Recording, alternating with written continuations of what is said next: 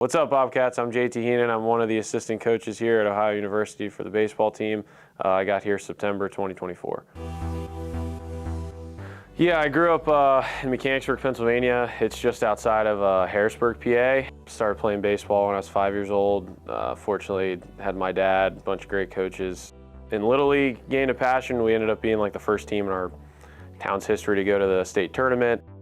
I had no recruiting process out of high school. I was just finished playing baseball, and I thought I was done. I was probably a better football player than baseball player, and I decided to go to West Virginia just for school. That led me to just going to walk-on tryouts. I always joke they were dumb enough to keep me after tryouts. I think it was fortunately I had really good grades and could catch. You know, just put in deposits every day. So like the recruiting process was more of like I was just a tryout guy, so it was like every day I was there in the fall was kind of them building a case, is this guy worth keeping around? That experience alone has helped me a lot in my coaching career now and my endeavors with my players, because every day is a tryout. You've got to show them you care.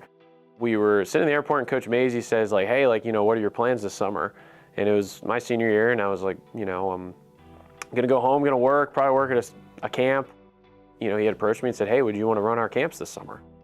And I didn't know what any of that meant. And I was like, yeah, of course. So kind of got thrown into it. First 2 months, so I guess of my coaching career, I was in charge of camps. Yeah, after doing camps, they said, you know, I was kind of a made-up role, but I was a student assistant coach. I was a graduate assistant. I was director of operations. I was in charge of player personnel. It was just whatever I could do to help the team. I left West Virginia. I was teaching special education for a few years and worked for PBR West Virginia with Josh Kirkendall. We ran a travel team that would play college teams. We went to Salem University and we actually beat them.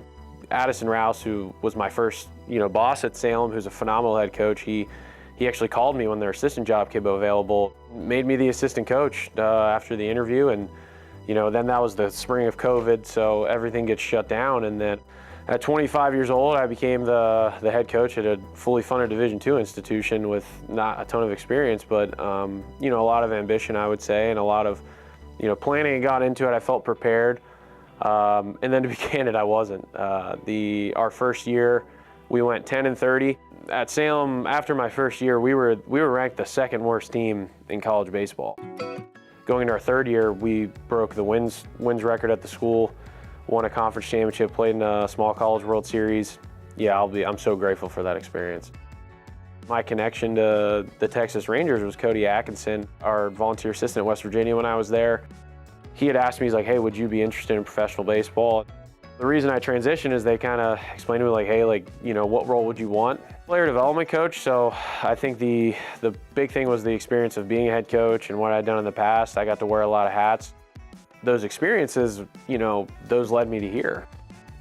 Coach Moore gave me the opportunity. He was like, hey, I want you to do what you're good at. I want you to, he gave me the autonomy to, hey, I want you to coach offense. I want you to coach base running. I want you to be yourself and kind of do what you've done with Texas, what you've done at Salem. One, the environment that we have here, as a town, as an institution was appealing, but also that autonomy and that trust, allowed me to, make the jump to come here and ultimately coach here. I hold them to a very high standard. I leave very high expectations, but it's one of accountability. How I describe accountability is don't talk about it, be about it. So like if I expect our guys to be in the weight room early, I'm going to be in there with them. It's going to be difficult, but at the end of the day, we're going to love each other because we care about each other. I would just share with anybody, if you can work really hard, enjoy what you do, that's a choice, and that's a perspective. So, yeah.